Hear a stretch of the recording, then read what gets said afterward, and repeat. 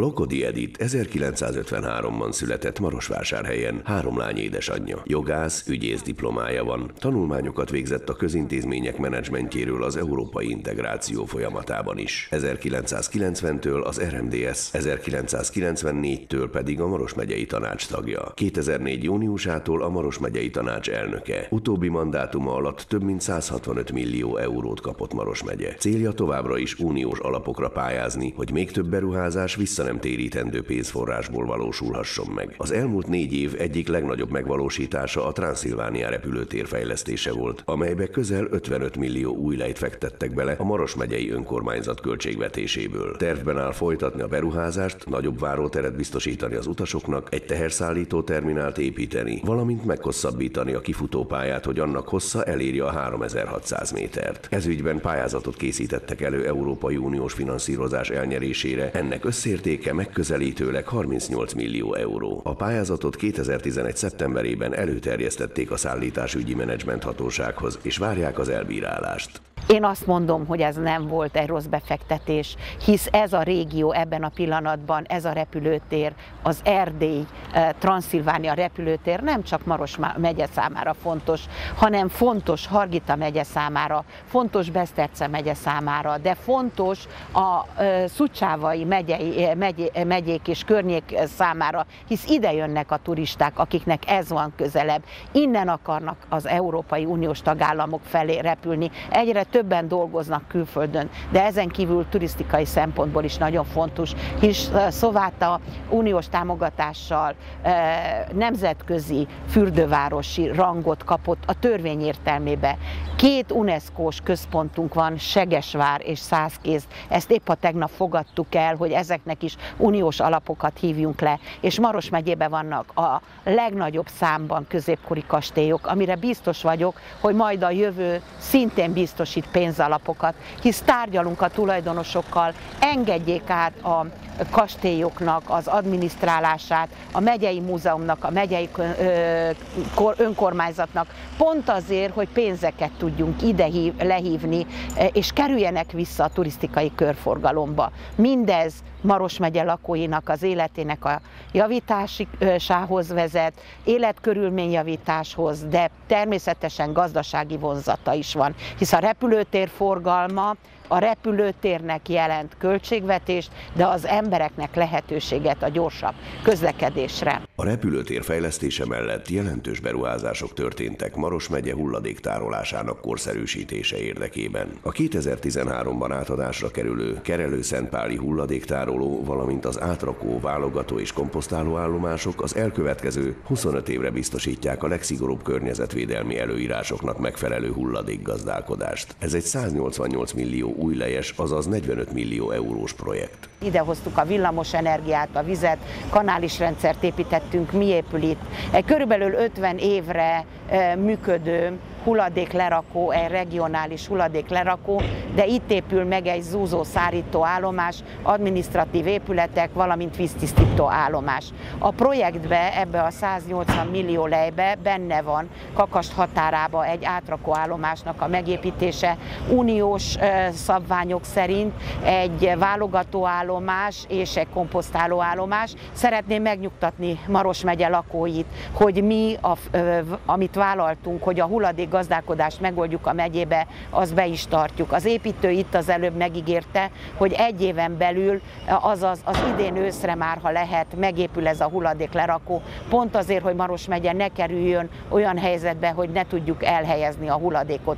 Természetesen párhuzamosan folynak a régi hulladéklerakóknak a bezárásai is Marosvásárhelyen, Keresztúr mellett, Szovátán, Régenbe, Radnóton, Ludason, tehát ezek a régi lerakók, történelmi lerakókat bezárjuk, földdel elzárjuk, és az alatta keletkező biogázt felfogjuk.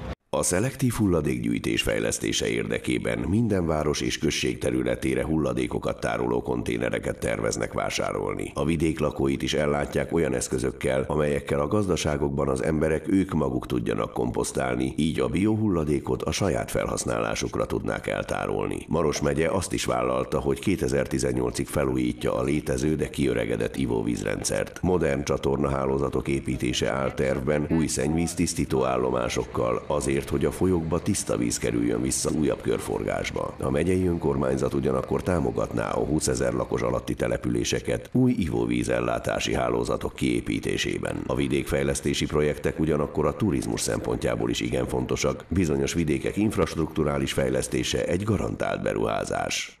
A Nyárad mentére szintén egy uniós pályázatból épül meg a Nyárád-Magyarós-Sóvárad közötti 135-ös útszakasznak a teljes rehabilitálása.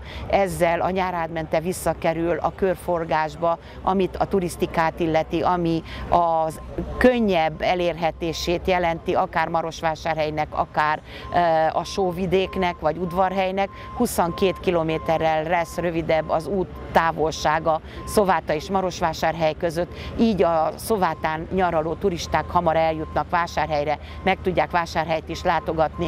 Mind azért történik a Nyárád mente fejlesztése is, hogy a turizmussal az ott élő emberek munkahelyet tudjanak saját maguknak teremteni. A munkahelyek teremtésében egy élhető megye kialakításában az ipari park is fontos szerepet játszik. Tervben áll a 2. ipari park építése, fejlesztése, amely a most működő ipari park nyugati meghosszabbításában terülne el. Itt innovatív, nem szennyező és magas hozzáadott értékű iparágak lennének telepítve.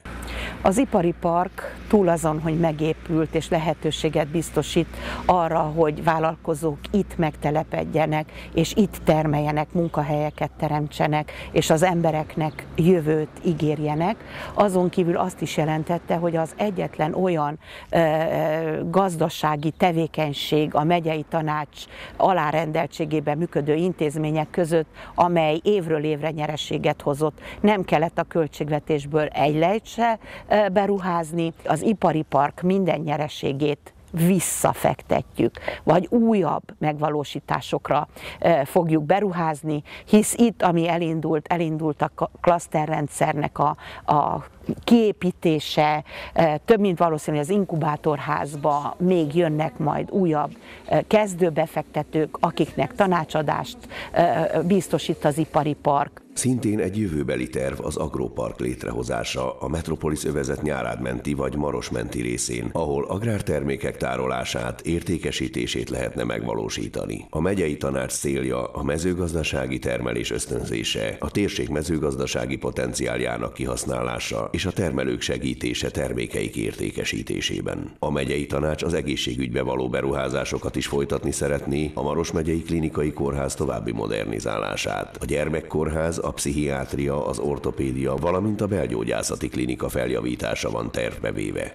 A kulturális örökség ápolása is a megyei tanács fontos célkitűzése. A Marosvásárhelyi Kultúrpalota teljes restaurálásának befejezése 2013-ig, hogy a fennállásának 100. évfordulójára visszanyerje századelei pompáját, valamint a megyei könyvtár szolgáltatásának sokszínűsítése napjaink technikai fejlődésével összhangban. A telekiték a pince helyiségeiben közösségi felületeket alakítanak ki, főleg fiatalok számára, ahol interaktív módon megismerkedhetnek a könyvtár gazdag gyűjteményeivel. A jövőre csak azt tudom mondani, hogy folytatjuk.